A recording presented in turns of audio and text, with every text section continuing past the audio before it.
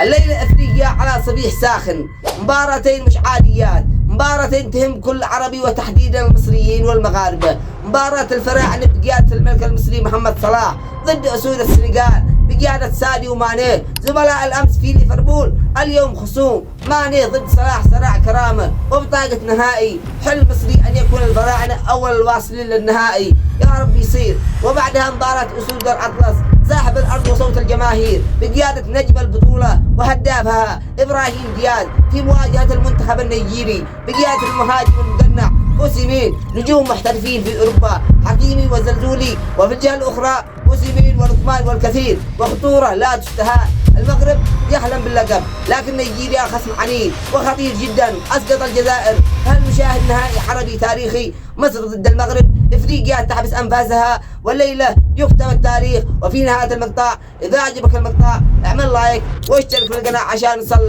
لاول 1000 مشترك في القناه. والسلام عليكم ورحمه الله وبركاته.